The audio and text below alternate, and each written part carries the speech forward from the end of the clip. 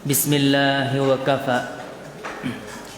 Wassalatu wassalamu ala rasulil huda wa ala alihi wa sahbihi wa man ijtaba ila yaumin nalqahu. Amma ba'du. Ma'asyiral muslimin, hadirin hadirat yang semoga senantiasa dirahmati oleh Allah Subhanahu wa ta'ala. Tidak lupa kita bersyukur kepada Allah Subhanahu wa ta'ala, yang mana Allah Subhanahu wa ta'ala dengan kenikmatan yang Allah masih berikan kepada kita, Allah kembali mempertemukan kita di majelis yang mulia ini insyaallah. Setelah sebelumnya kita sempat libur ya, 2 pekan karena ada beberapa udzur, maka kita memohon kepada Allah Subhanahu wa ta'ala untuk membantu setiap langkah kita dan memberkahi setiap langkah kita di dalam menuntut ilmu agama Allah Subhanahu wa ta'ala. Amin ya rabbal alamin. Kemudian yang kedua, salawat dan salam tidak lupa kita panjatkan kepada Nabi kita Muhammad sallallahu alaihi wasallam, kemudian kepada keluarga beliau, istri-istri beliau, anak-anak beliau, karib kerabat beliau, dan seluruh para sahabat, tabi'in, tabi'ut tabi'in, dan orang-orang yang mengikuti sunnah beliau hingga akhir zaman. Ma'asyiral muslimin wal hadirin wal hadirat rahimani wa rahimakumullah. Di malam yang berbarakah ini kita akan sedikit membahas tentang bekal hidup yang paling penting. Bekal hidup yang sangat penting yang harus kita punya, yang kita beri tema dengan jika lillah maka semua akan mudah. Sejatinya yang kita cari dalam hidup ini apa? Kemudahan ya. Yang kita inginkan bersama di dalam hidup ini itu apa? Kemudahan. Apa-apa yang kita pinginnya mudah. Apa yang kita inginkan mudah.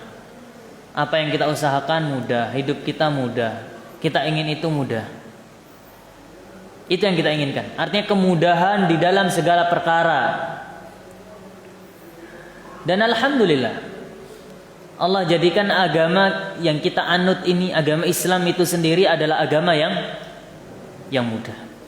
Sehingga Rasul mengatakan innad dina yusrun, atau ad-dinu yusrun. Agama itu mudah.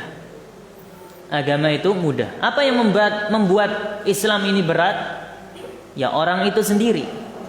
Wala yushadzad dina ahadun illa ghalabah.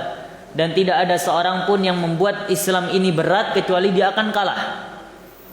Mewajibkan yang tidak diwajibkan oleh Allah dan Rasulnya, mengharamkan apa yang tidak diharamkan oleh Allah dan Rasulnya. Maka ini memberatkan diri dan ini terlarang. Ma'asyiral muslimin rahimani wa rahimakumullah. Namun di dalam kehidupan kita, dalam kehidupan dunia, dalam kehidupan akhirat, kita ingin mudah. Kan yang kita inginkan itu apa? Mudah foya-foya, tua kaya raya, mati masuk surga. Itu artinya apa? Yang kita inginkan apa semuanya? Mudah. Ma'asyiral muslimin rahimani wa rahimakumullah. Tapi satu bekal yang harus kita punya agar kita bisa mendapatkan kemudahan di dunia dan kemudahan di akhirat, satu bekal yang harus kita punya. Dan ini asas dari semua bekal itu. Apa itu? Lillah. Lillah. Apa makna lillah? Ikhlas. Menjadikan apapun yang kita lakukan, menjadikan apapun yang kita usahakan, menjadikan apapun yang kita amalkan, selama itu amal kebajikan, semata-mata semuanya untuk Allah Subhanahu wa ta'ala. Lillah, untuk Allah Subhanahu wa ta'ala. Kenapa demikian? Karena sejatinya orang yang beriman, orang muslim, itu punya pedoman di dalam hidupnya. Orang muslim ya, itu punya pedoman di dalam hidupnya.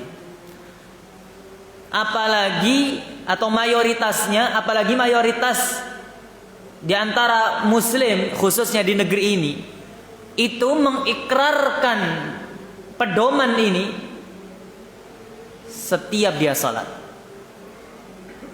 Di dalam doa iftitah ketika dia membaca firman Allah Subhanahu wa taala, qul, katakan, inna salati, sesungguhnya salatku, wa nusuki, dan sembelihanku, wa mahyaya, dan hidupku, wa mamati, dan matiku, lillahi rabbil alamin, semuanya hanya untuk Allah Subhanahu wa taala.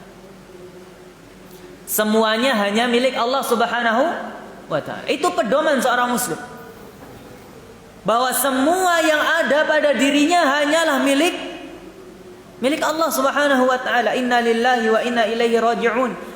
Sesungguhnya kita ini milik Allah dan hanya kepada Allah kita kembali. Tidak ada satupun yang kita punya itu milik kita sendiri, enggak ada. Semuanya hanyalah pemberian dari Allah Subhanahu wa taala.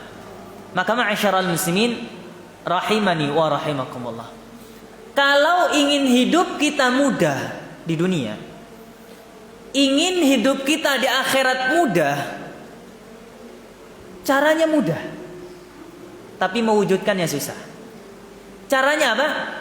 Realisasikan hidup kita dengan pedoman inna salati wa nusuki wa mahyaya wa mamati lillahi rabbil alamin.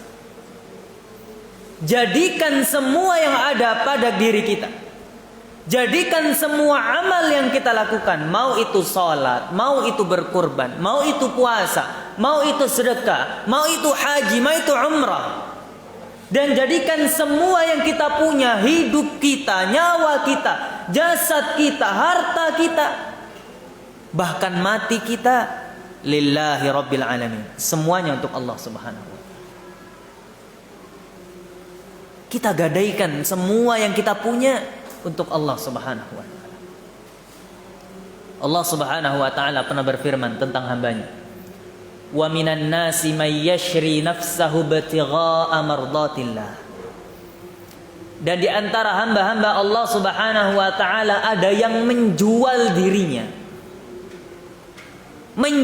dirinya kepada Allah Subhanahu wa ta'ala, ditukarkan dengan keridhaan Allah Subhanahu wa ta'ala. Artinya dia menjadikan semua yang dia punya, semua yang dia miliki hanyalah untuk Allah Subhanahu wa ta'ala.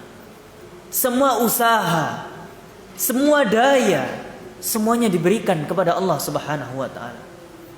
Dan kalau kita sudah merealisasikan ini, kita sudah menjadikan semua yang kita lakukan, semua yang kita punya lillah, untuk Allah, niscaya kita akan menjadi orang yang hidup dengan kehidupan yang hebat.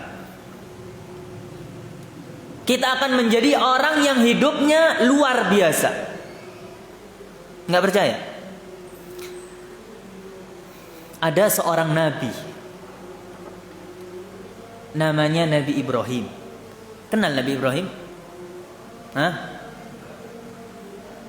Ikhwani fillah azakumullah. Sebelum ana lanjutkan ya, ana nasihatkan kepada ana pribadi dan kepada antum sekalian. Di rumah antum itu minimal punya 3 buku wajib. Yang pertama Al-Quran, itu pasti. Yang kedua doa dan wirid. Antum bisa pakai kitab Hisnul Muslim yang terjemahan yang judulnya doa dan wirid, ya. Itu harganya murah, nggak sampai 30.000. Atau kalaupun lebih sedikit. Atau pakai kitab apa? Doa dan zikir yang dikarang oleh Fadilatul Ustaz Yazid bin Abdul Qadir Jawas hafizahullah ta'ala, yang lebih tebal lagi. Untuk apa? Kita ini tiap hari butuh doa, kita ini tiap hari butuh zikir. Sehingga ketika kita ingin berzikir, kita nggak tahu zikirnya, kita ambil, kita punya kitab itu. Makanya itu harus ada. Di setiap rumah harus ada. Yang pertama Al-Quran, yang kedua Hisnul Muslim. Yang ketiga, sejarah. Kisah tentang para nabi, kisah tentang para rasul, kisah tentang Nabi kita Muhammad SAW. Biar kita ini kenal, setidaknya kenal dengan mereka. Kenapa coba? Pepatah mengatakan, tak kenal maka tak sayang. Itu benar. Antum begini ya, antum begini. Antum mengatakan, oh saya loh cinta kepada para nabi dan rasul. Harus enggak? Harus, karena mencintai orang baik itu keharusan. Tapi kalau ditanya, siapa itu Nabi Ibrahim? Wallahu a'lam. Tapi kalau kita ditanya siapa pemain bola, si A, si B, oh Masya Allah, kita tahu, oh ini di musim ini menggolkan sekian, ya, dia gajinya sekian, istrinya ini, anaknya sekian, hartanya sekian, Masya Allah. Bukan Masya Allah ya, na'udzubillah ini. Ini tahu tentang orang kafir, tapi tidak tahu tentang para nabi dan rasul, tidak tahu tentang orang-orang saleh. Nabi Ibrahim alaihissalam itu masuk di dalam jajaran para nabi yang mulia, yang disebut dengan ulul azmi. Nabi Ibrahim ikhwani fillah azakumullah itu diberi cobaan yang sangat banyak. Pertama, ketika beliau diutus menjadi nabi, Allah takdirkan ternyata musuhnya itu siapa? Bapaknya sendiri. Yang menjadi musuhnya bapaknya sendiri. Itu yang pertama. Kemudian yang kedua, beliau menikah, namun tak kunjung punya anak. Baru kemudian beliau menikah dengan yang kedua. Para ulama mengatakan, dan di antara sunnah atau ajaran yang memang ada dari sejak para nabi terdahulu sampai sekarang adalah ta'addud. Bapak-bapak nggak usah senyum, ibu-ibu nggak usah cemberut ya. Ini ada pembahasannya sendiri insyaallah. Baik, ikhwani fillah azakumullah. Sampai beliau menikah dengan yang kedua, baru Allah Subhanahu wa taala beri apa? Anak. Tapi di saat itulah istri yang pertama cemburu. Akhirnya dipisahkan antara istri yang pertama dengan istri yang kedua. Yang pertama ditaruh di mana? Di Palestina. Istri yang kedua Allah suruh taruh di mana? Di gurun pasir yang gersang, nggak ada mata air ketika itu. Di mana itu? Di Makkah, yang sekarang menjadi Makkah. Ikhwani fillah azakumullah. Berat tidak untuk Nabi Ibrahim? Sangat berat. Kemudian lahirlah anak laki-laki dari beliau, yang kemudian diangkat menjadi nabi, yang bernama Nabi Ismail. Tapi ketika Nabi Ismail ini sudah tumbuh menjadi dewasa, mulai masuk ke dalam umur dewasa, Allah Subhanahu wa taala memberikan mimpi kepada Nabi Ibrahim. Memberikan mimpi kepada Nabi Ibrahim, dan mimpinya para nabi itu wahyu, beda dengan mimpinya kita. Makanya jangan percaya kalau ada orang yang mengatakan saya didatangi Nabi lalu meriwayatkan hadis kepada saya yang tidak pernah diriwayatkan kepada orang sebelum saya. Ya, entah Nabi siapa yang datang ke dia. Ya, maka beda, mimpinya para Nabi itu wahyu. Sedangkan mimpinya kita itu bisa saja dari syaitan. Ya. Ikhwani fiddin azakumullah. Makanya muncul hadis-hadis yang diriwayatkan dari mimpi. Ya. Ini yang tersinggung siapa? Para ulama hadis. Imam Bukhari itu menulis kitab sampai bersafar menuntut ilmu puluhan tahun. Setiap beliau menulis satu hadis, beliau periksa dengan sangat, lalu beliau sholat 2 rakaat baru beliau tulis hadisnya. Bayangin, ribuan hadis yang ada di Imam Bukhari, setiap satu hadis diawali dengan salat 2 rakaat. Berarti berapa ribu rakaat yang beliau tegakkan. Lah ini tiba-tiba ngeriwayatin hadis dari mimpi. Kok cek enak Iya, maka ikhwani fillah azakumullah. Perhatikan. Nabi Ibrahim dimimpikan oleh Allah Subhanahu wa taala bahwasanya beliau menyembelih anaknya. Siapa itu? Nabi Ismail. Subhanallah. Ujian yang sangat bertubi-tubi bagi Nabi Ibrahim. Sampai akhirnya Nabi Ibrahim meminta pendapat kepada anaknya. Apakah beliau kufur? Ragu untuk melakukan ketaatan kepada Allah, perintah Allah itu? Tidak. Ya, tidak. Tapi untuk berusaha meyakinkan, beliau bertanya kepada anaknya. Ya, bahwasanya beliau dimimpikan oleh Allah atau diberi wahyu oleh Allah untuk membunuh dirinya, yaitu Nabi Ismail. Kita lihat dua pelajaran atau satu pelajaran dari bapak dan anak ini. Nabi Ibrahim yang dengan tegarnya berusaha tegar untuk menyampaikan ini kepada anaknya. Dan apa yang dijawab atau yang dikatakan oleh Nabi Ismail ketika mendengar perkataan Nabi Ibrahim itu? Beliau mengatakan, "Ya abati fa'al ma tu'mar, satajiduni insyaallahu minas sabirin." Nabi Ismail menjawab dengan jawaban yang enggak masuk akal. Dia mengatakan, "Wahai bapakku, kalau memang itu perintah Allah, lakukan." Apa maksudnya? Ya sudah, silahkan sembelih aku. Kalau itu memang perintah Allah. Satajiduni insyaallahu minas sabirin. Niscaya engkau akan dapati aku dalam keadaan sabar. Syuf, perhatikan ikhwani fillah nazakumullah. Bagaimana bisa kalau kita pikir dengan pikiran kita, dengan iman yang kita punya sekarang, mungkin gak ketika kita disuruh, kita sebagai bapak disuruh untuk menyembelih anak kita, mau gak kita? Tega gak kita? Jawabannya tidak. Lalu kembali ke anaknya lagi. Kalau ada anak, bapaknya minta izin buat nyembelih dia, kira-kira apa? Hah? Dia tusuk juga bapaknya itu. Dia tusuk duluan bapaknya. Na'udzubillah. Karena dia gak mau apa? Gak mau dirinya dibunuh. Tapi ini menjawab dengan jawaban yang gak masuk akal bagi kita. Tapi kok bisa ma'asyiral muslimin? Kenapa Nabi Ibrahim dengan mudahnya mau melakukan perintah Allah untuk menyembelih anaknya? Kenapa Nabi Ismail dengan mudahnya mau menerima perintah Allah untuk disembelih dirinya? Kenapa? Karena mereka memiliki pedoman, inna salati wa nusuki wa mahyaya wa mamati lillahi rabbil alamin. Karena mereka tahu bahwasanya semua amal ibadah, bahkan hidup dan matinya untuk siapa? Lillahi rabbil alamin, untuk Allah Subhanahu wa taala.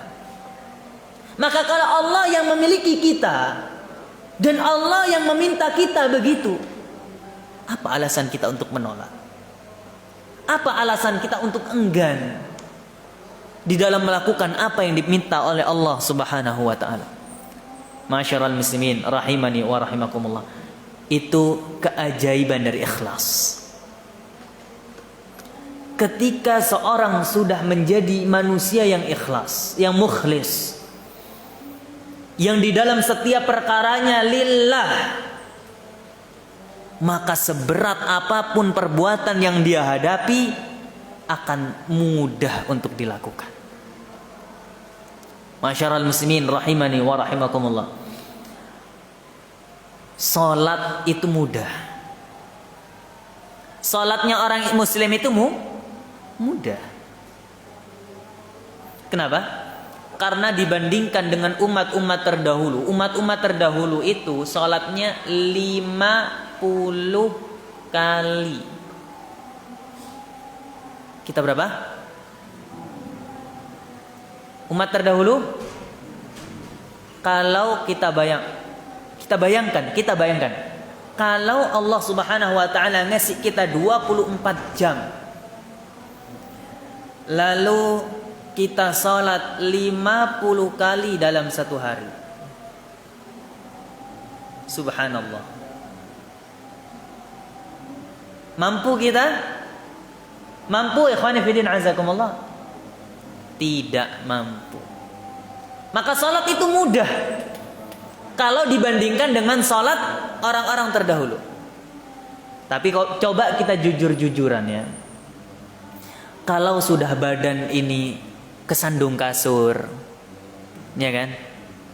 Punggung sudah merasa empuknya kasur, kepala masih merasakan empuknya bantal, apalagi cuaca lagi dingin, ya, mata masih mengantuk, lalu berkumandang azan subuh, as-salatu khairum minan naum. Pertanyaannya, berat atau mudah? Berat atau susah? Kalau berat atau mudah ragu jawabnya antum. Kalau berat atau susah, insyaallah jawabnya mau manapun sama. Susah bagi kita. Susah. Tapi kalau kita punya keikhlasan, kalau kita sadar semuanya itu lillah, semuanya milik Allah, maka itu pasti terasa mudah. Ma'asyiral muslimin rahimani wa rahimakumullah. Maka Al-Imam Ibnul Qayyim Al-Jauziyah rahimahullahu ta'ala, beliau pernah mengatakan, al-ikhlasu wat-tauhidu syajaratun fil qalbi. Ini perkataan yang sangat bagus. Beliau mengatakan al-ikhlasu wat-tauhidu syajaratun fil qalbi. Ikhlas dan tauhid, ketulusan kita di dalam beramal, dan pengesaan kita terhadap Allah Subhanahu wa taala. Artinya kita mengesahkan Allah, tidak menyekutukan Allah, mentauhidkan Allah Subhanahu wa taala. Itu perumpamaannya seperti pohon yang ada di dalam hati. Ya, itu perumpamaannya seperti pohon yang ada dalam hati. Furu'uha al-a'mal. Cabang daripada tauhid, cabang daripada ikhlas adalah amal. Makanya jangan ngaku ikhlas kalau tidak Ini susahnya kadang. Kenapa enggak salat? Loh, ngapain salat? At-taqwa hahuna. Takwa itu dalam hati. Jangan lihat covernya, lihat hatinya. Enggak nampak, Pak. Kita enggak bisa nampak hati antum. Akhwat disuruh berjilbab. Kenapa enggak berjilbab? Kenapa kita diharuskan menutup jilbab? Kan yang penting hatinya dijilbabin. Pantas susah dapat hidayah, hatinya ditutupi. Ikhwani fillah azani Allah wa iyyakum. Perhatikan kata beliau. Ikhlas dan tauhid itu bagaikan pohon yang ada dalam hati. Cabangnya adalah apa? Amal. Wa thamaruha tibul hayati fid dunya wan na'imil muqimi fil akhirah. Subhanallah. Ini perkataan beliau. Dan buahnya adalah tibul hayati fid dunya, kehidupan yang baik selama di dunia. Di dunia hidupnya enak. Itu kata beliau. Di dunia hidupnya enak. Lu kok bisa orang ikhlas itu hidupnya enak? Masyarul muslimin rahimani wa rahimakumullah. Kenapa orang yang ikhlas hidupnya enak? Yang pertama, karena orang yang ikhlas akan terlindungi dari musuh terbesarnya. Siapa musuh terbesar manusia?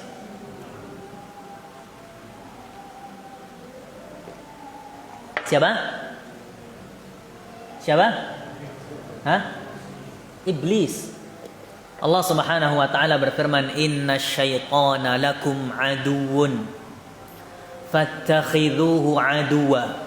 Sesungguhnya syaitan itu musuh bagi kalian, maka jadikan syaitan itu musuh. Maka anehnya ada orang yang justru berteman dengan apa? Dengan syaitan, dengan jin. Padahal Allah mengatakan syaitan itu musuh. Ma'asyiral muslimin rahimani wa rahimakumullah.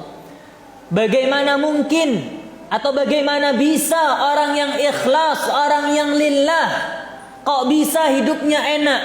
Jawabannya karena dia mendapatkan perlindungan dari Allah dari musuh yang terbesar.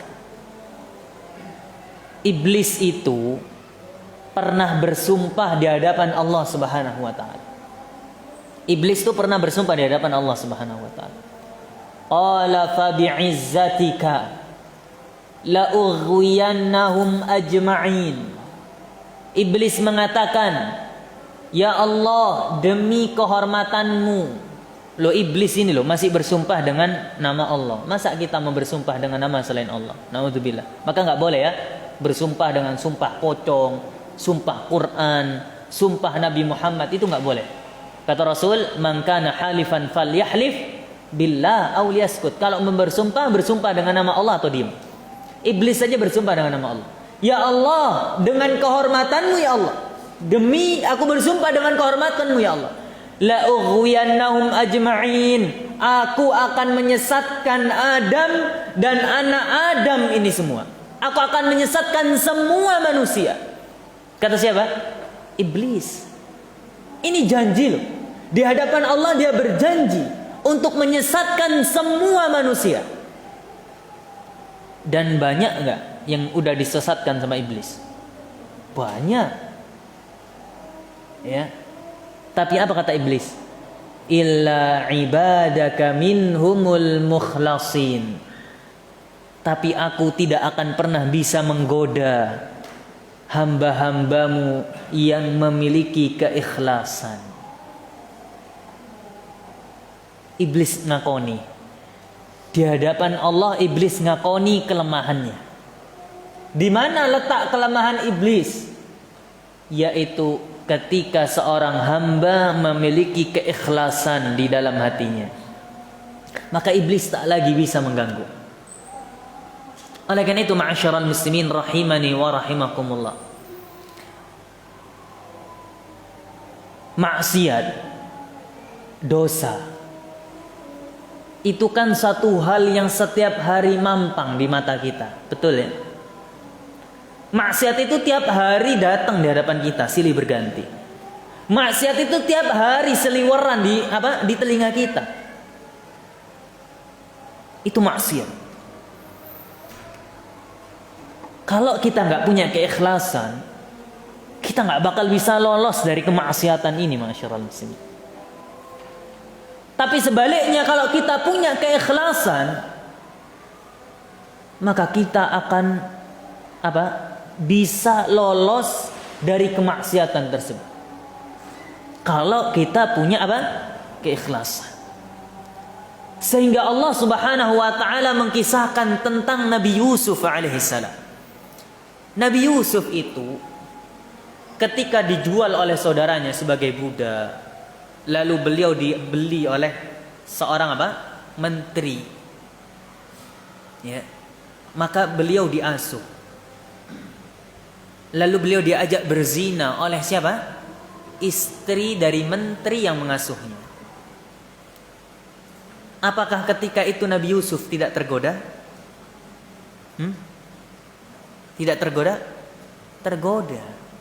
Bagaimana wanita yang memiliki kehormatan, memiliki kecantikan menutup pintu, menggoda Nabi Yusuf alaihissalam. Sehingga Allah katakan, walaqad hammat bihi wa hamma biha.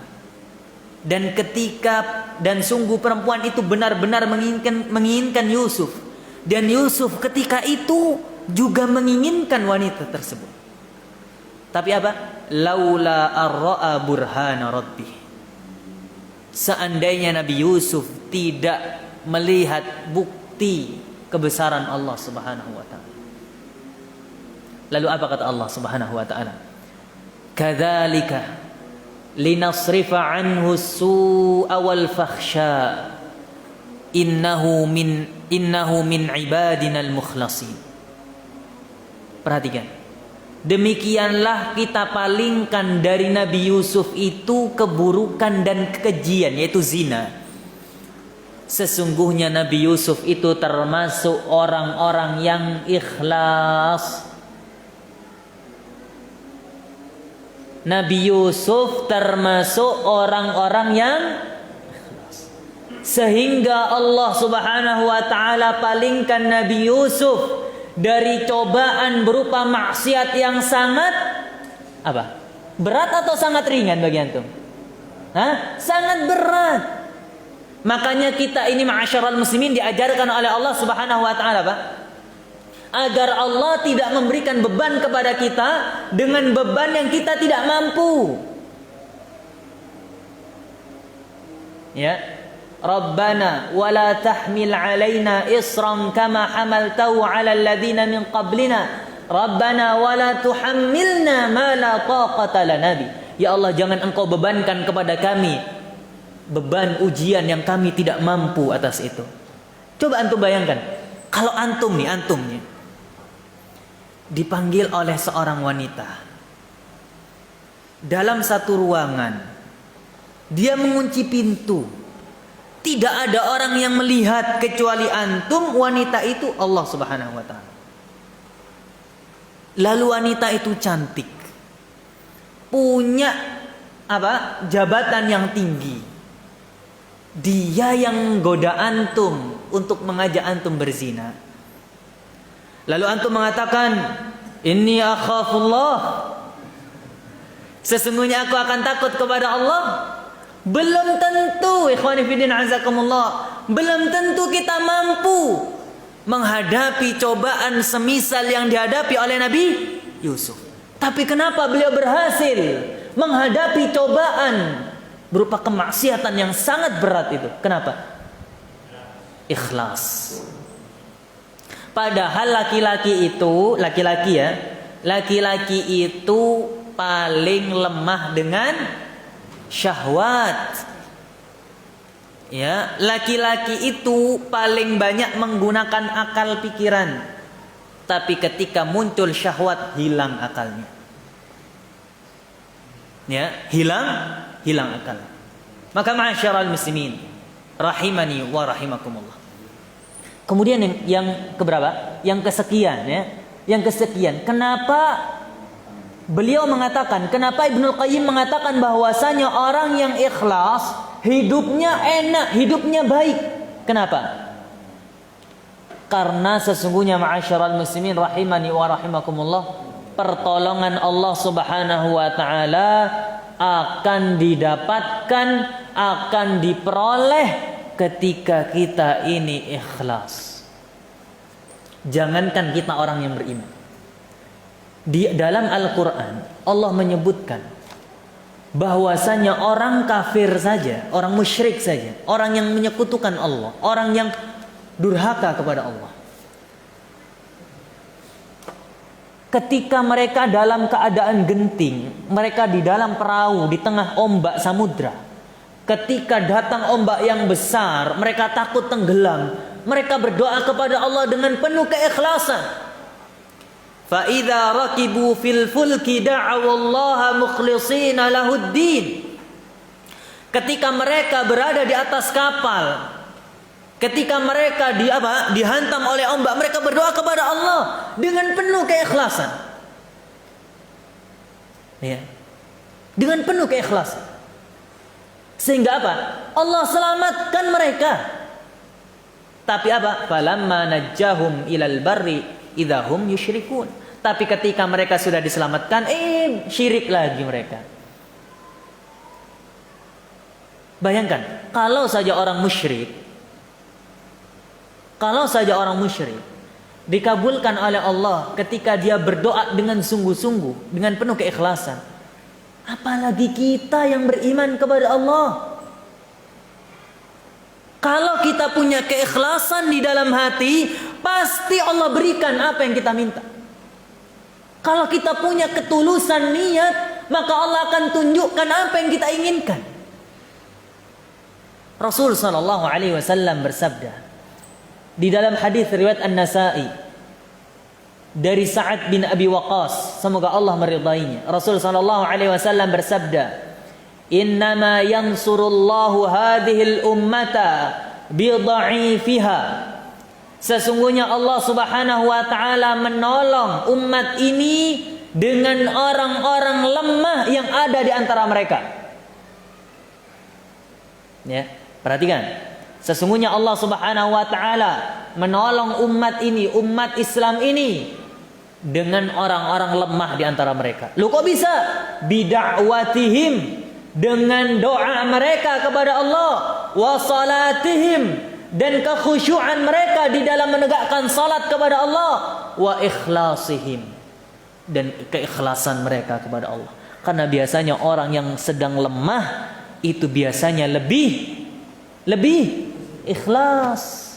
Coba anak tanya kantum, dalam berdoa saja. Antum lagi susah, merasakan sempitnya hidup. Ya. Bandingkan dengan antum yang lagi senang ketika antum doa di akhir khutbah Jumat. Coba. Ketika antum lagi susah, antum akan mengaminkan. Boleh nggak mengaminkan? Boleh. Tapi sunnahnya tidak mengangkat tangan. Sunnahnya tidak mengangkat tangan ketika berdoa di dalam khutbah. Tapi boleh diaminkan. Ya, karena adab ketika mendengar orang lain berdoa maka diaminkan. Coba ikhwan fillah, kalau kita susah, subhanallah, setiap kita dengar doa kita mengatakan amin. Dengan khusyuk hati kita menyimak. Tapi kalau kita lagi senang, ayo coba bandingkan. Kita jujur-jujuran, jujur dengan hati kita sendiri. Atau begini saja. Ketika khotib berdoa, ketika sampai pada doa, misalnya khotib berdoa, Ya Razzaq, Allahumma rzuqna, ya Allah yang maha memberikan rizki, berikan rizki kepada kami. Antum mengatakan apa? Amin. Dengan hati khusyuk antum mengatakan amin ya Allah. Tapi kalau sudah sampai Rabbana atina fid dunya hasanah, sudah buyar khusyuknya. Betul? Padahal itu doa yang paling penting.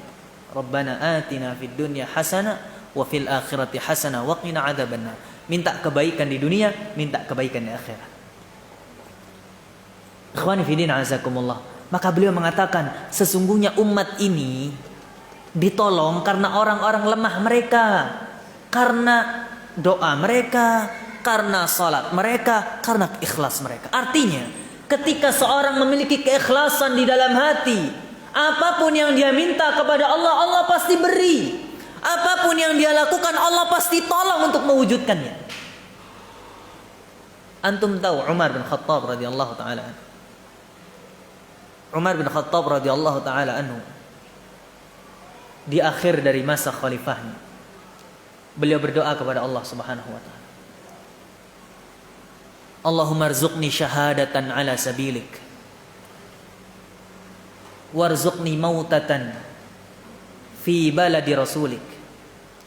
Ya Allah, berikan rizki kepadaku berupa syahid. Ya.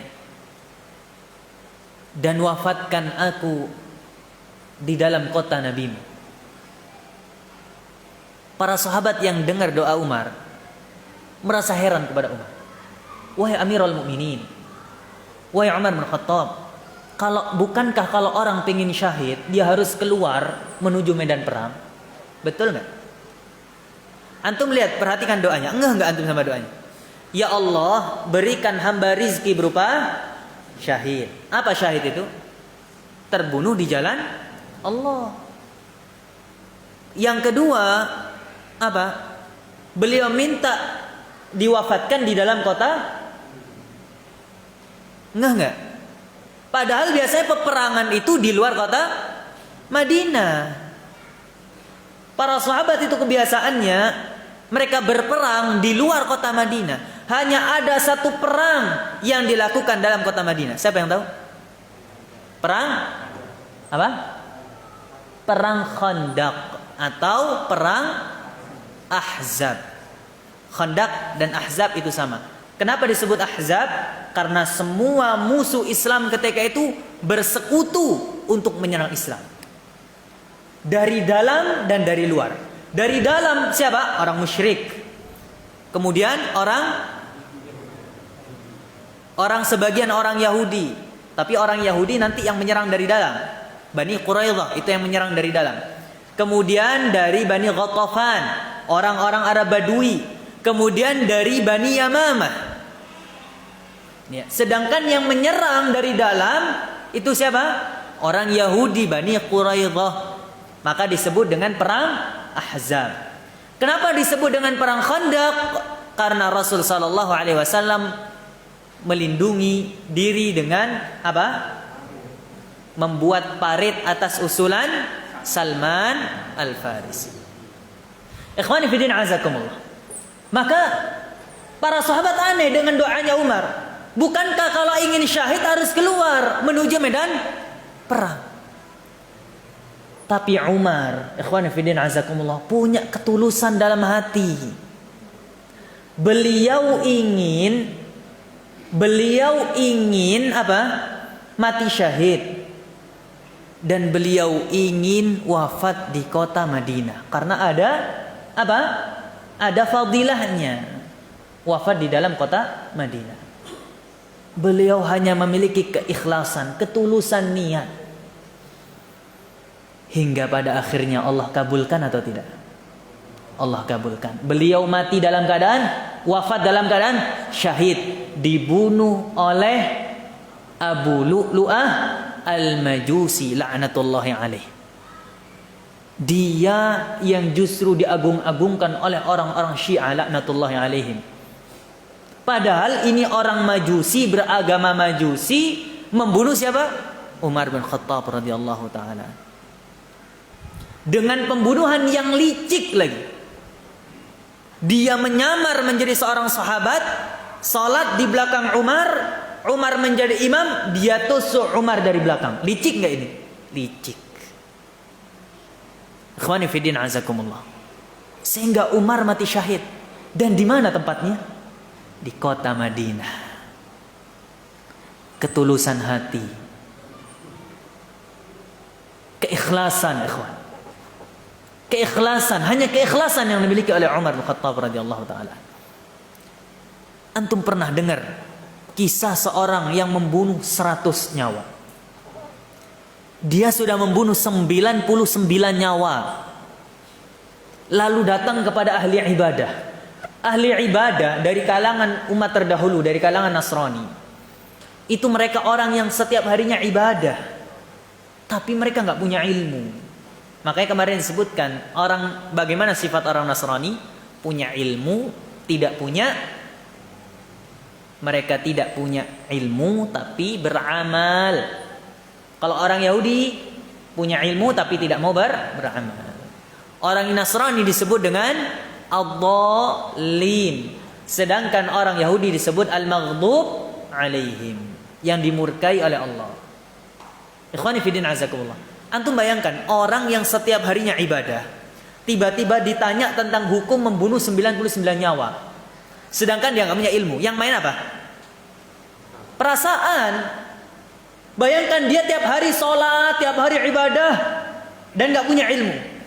Tahu-tahu ada orang datang nanya, saya sudah bunuh 99 orang. Masih adakah pintu taubat untuk saya? Kagetlah. Orang nggak pernah lihat pembunuhan, nggak lihat apa, tiap hari fokus ibadah, ditanya tentang dosa yang sangat besar.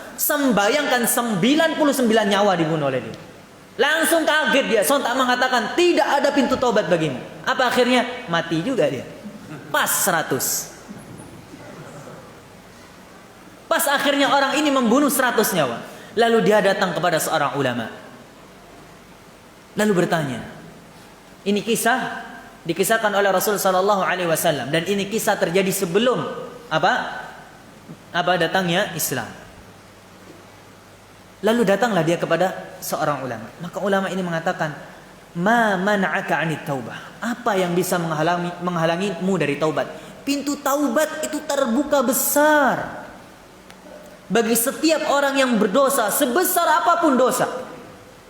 Betul, ini betul.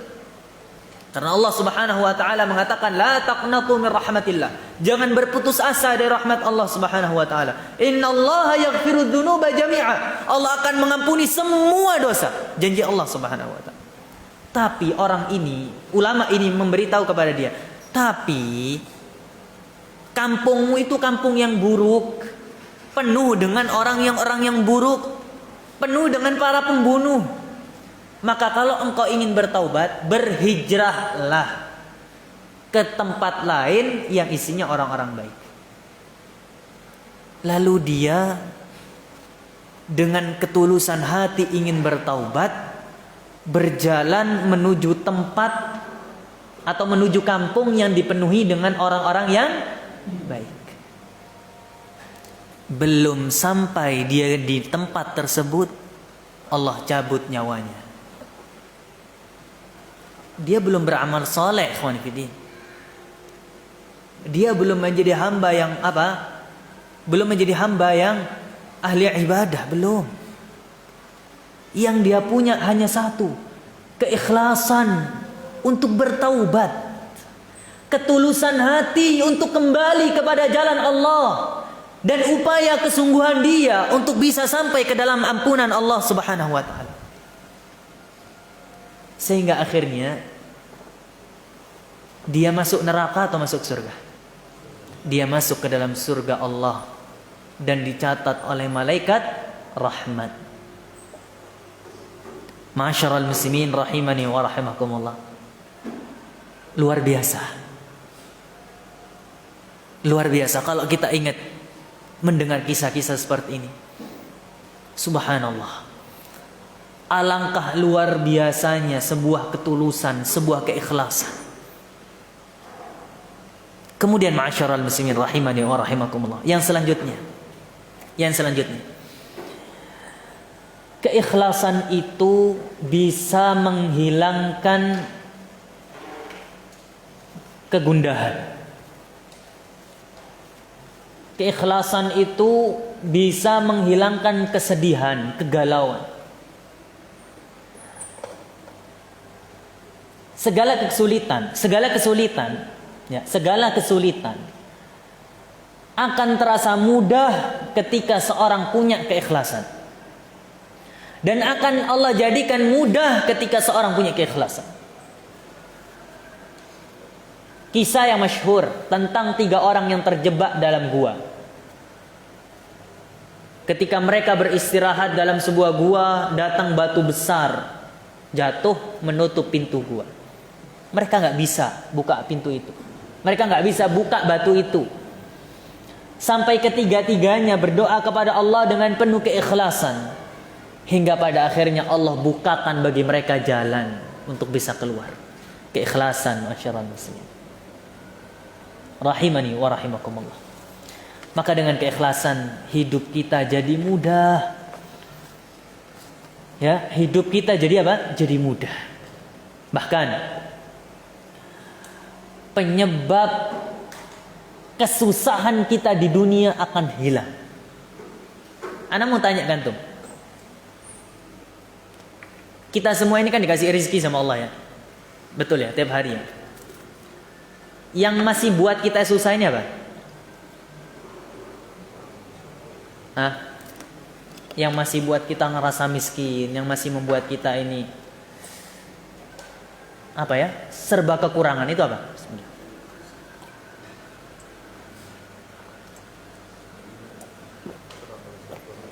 Kurang bersyukur. Intinya yang paling banyak itu apa? Hasad. Hasad. Ada orang dulu hanya punya sepeda engkal. Tahu sepeda engkal ya? Sepeda ontel. Sepeda. Dia bersyukur dengan itu. Tiba-tiba Allah kasih rezeki dia sepeda motor. Lebih bersyukur lagi. Tapi giliran dia tetangga punya mobil, langsung dia merasa down, brak, syukurnya hilang. Ganti apa? Merasa, ya Allah, kok saya miskin ya Allah, kok saya kekurangan. Dulu dia yang merasa orang kaya sehingga mudah untuk bersedekah, giliran tetangganya beli mobil, langsung dia stop sedekah dulu. Kita ini serba kekurangan ternyata. Betul ya? Siapa yang paling banyak penyakit gini? Ibu-ibu. Ya. Makanya jangan banyak-banyak grup. Karena kebanyakan grup itu isinya cuma apa? Pamer. Makanya hati-hati dengan HP. Hati-hati dengan HP. Karena HP itu bisa jadi adalah penyebab hilangnya rasa syukur dari hati kita. Betul nggak?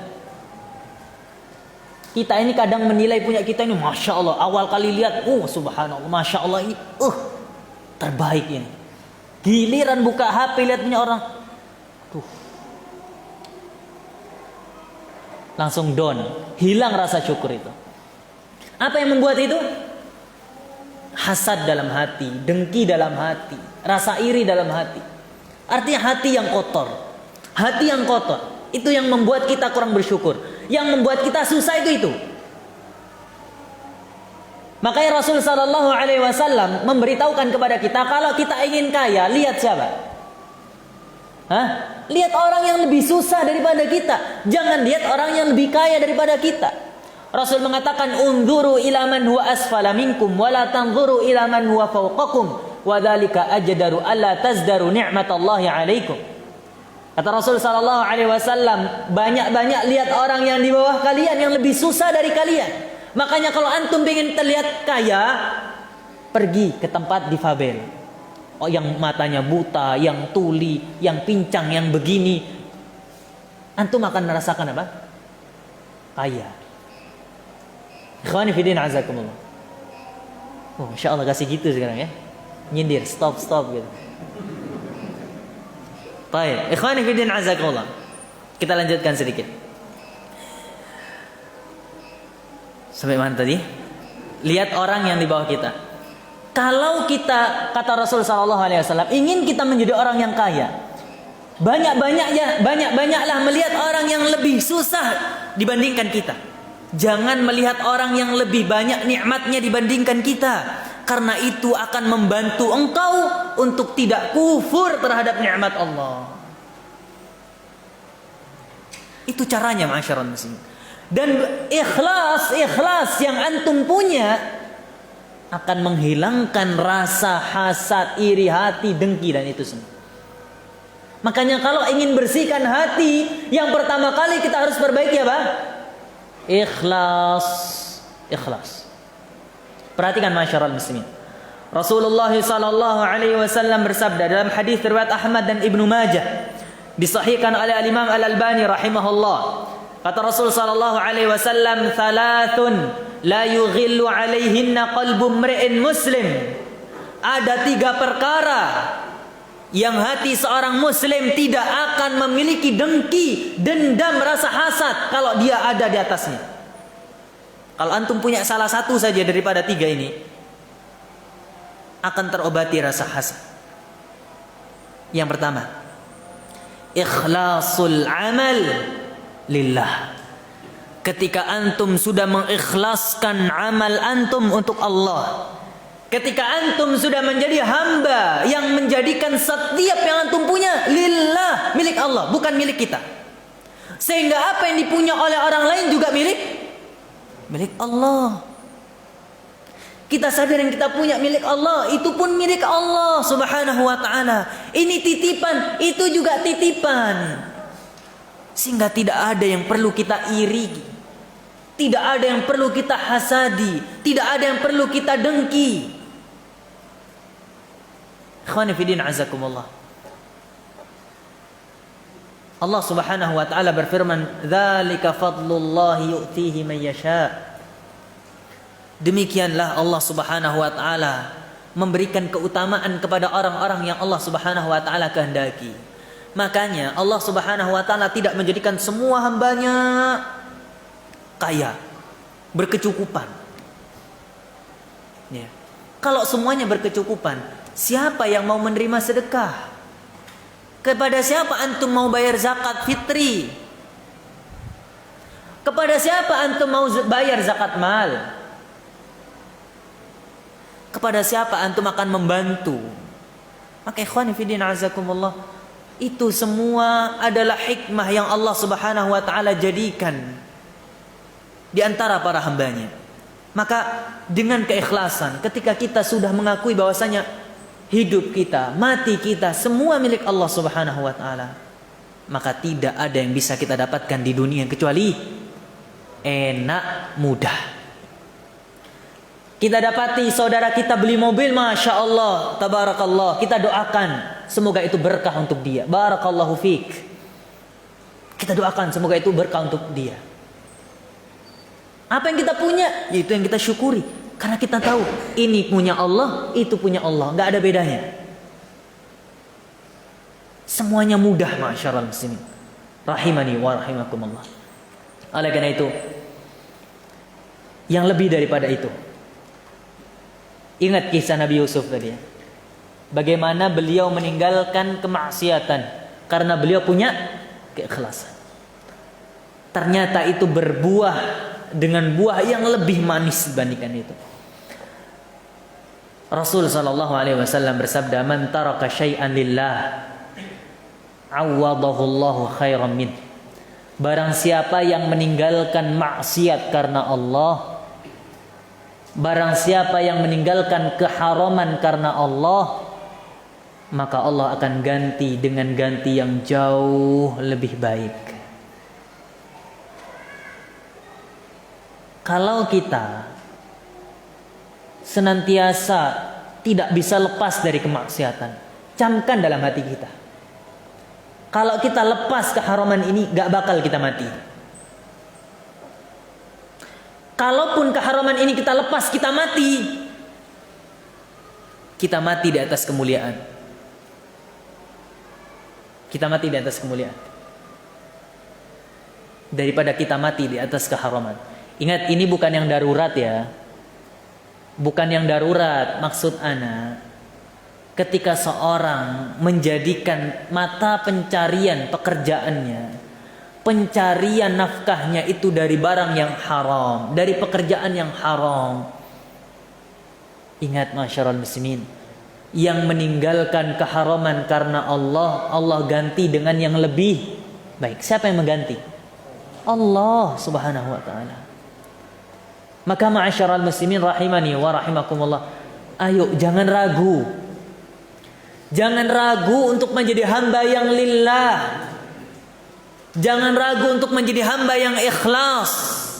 Dan untuk menjadi ikhlas gak otomatis, butuh latihan, butuh perjuangan, sehingga kita bisa merubah, melatih diri kita menjadi hamba yang ikhlas. Itu di dunia. Di dunia mudah, di akhirat bagaimana? Jelas mudah. Makanya tadi Al-Imam Ibnul Qayyim Al-Jauziyah rahimahullahu ta'ala mengatakan, ikhlas itu bagaikan pohon yang ada dalam hati. Buah apa? Cabangnya adalah amal, buahnya adalah nikmat dan kemudahan hidup. Kemudian termasuk buahnya adalah wan na'imul muqimu fil akhirah, kenikmatan yang abadi di akhirat.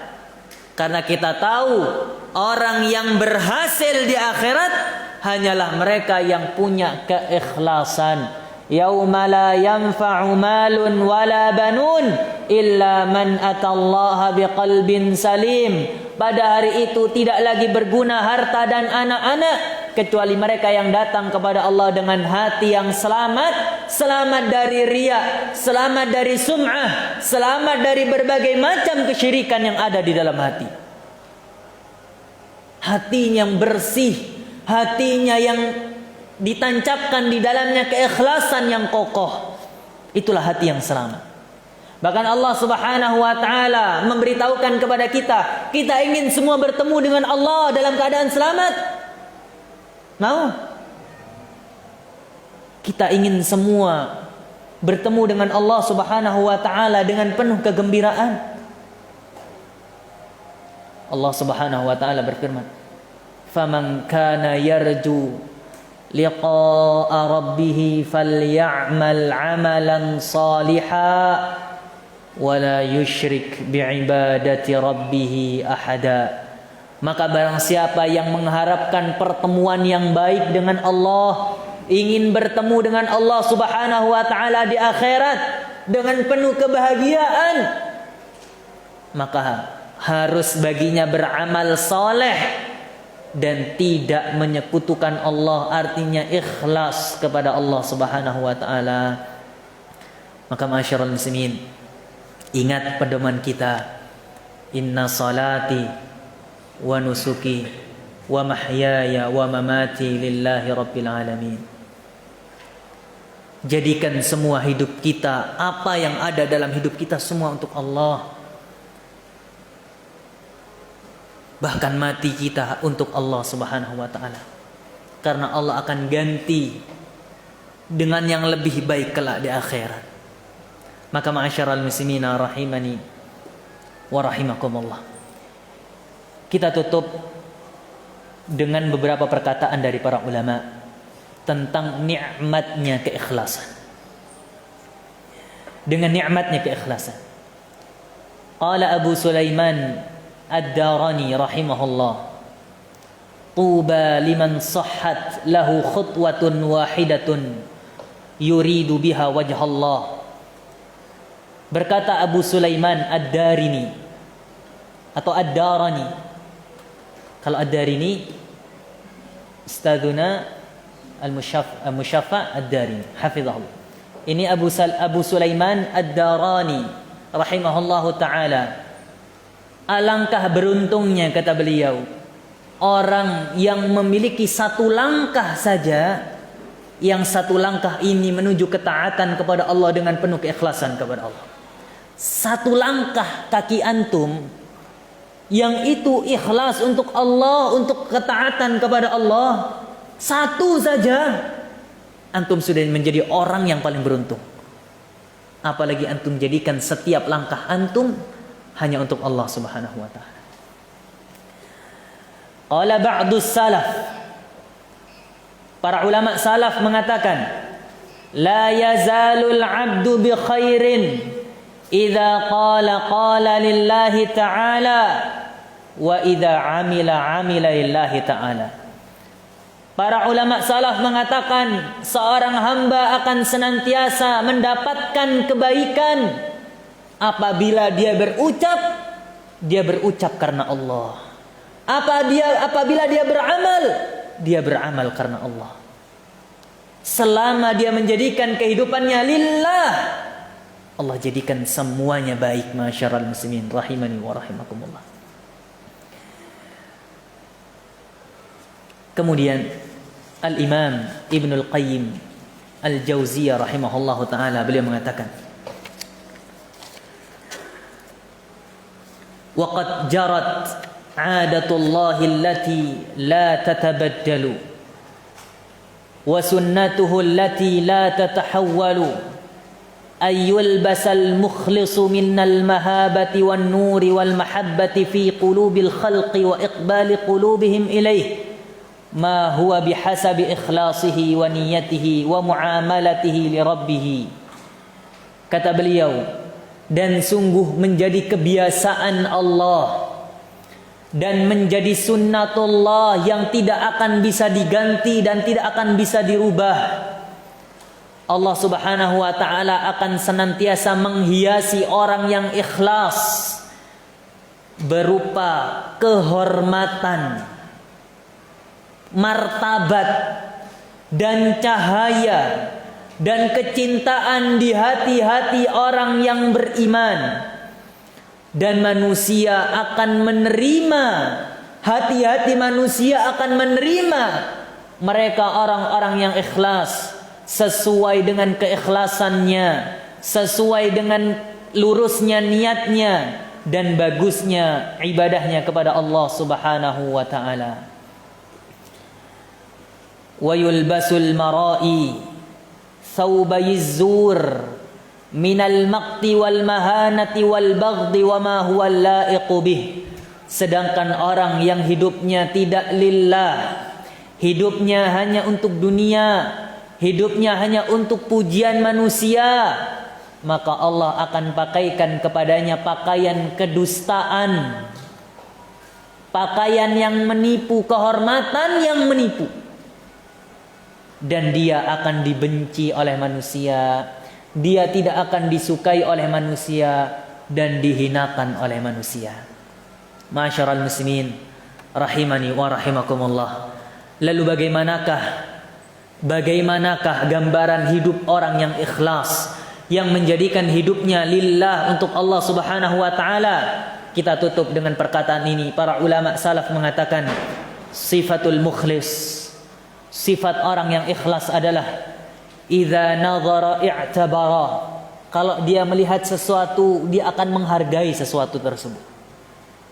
Oleh karena itu Allah menyebutkan tentang mereka yang disebut dengan ibadur rahman.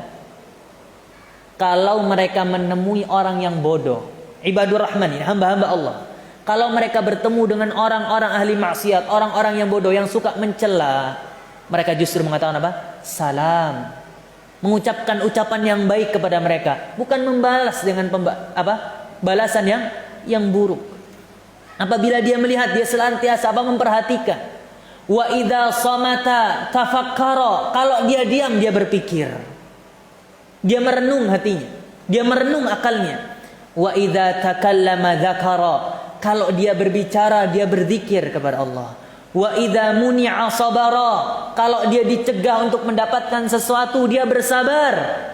Jangan ngaku ikhlas kalau antum dapat cobaan, antum murka. Wa idza u'tiya syakara. Orang yang lillah itu kalau diberi dia bersyukur, kalau tidak diberi dia bersabar. Wa idza 'alima tawadhu'a. Kalau dia mendapatkan ilmu, dia akan tawadhu', dia akan rendah hati. Wa idza 'allama rafaqa. Dan kalau dia mengajarkan orang lain, dia akan lembut.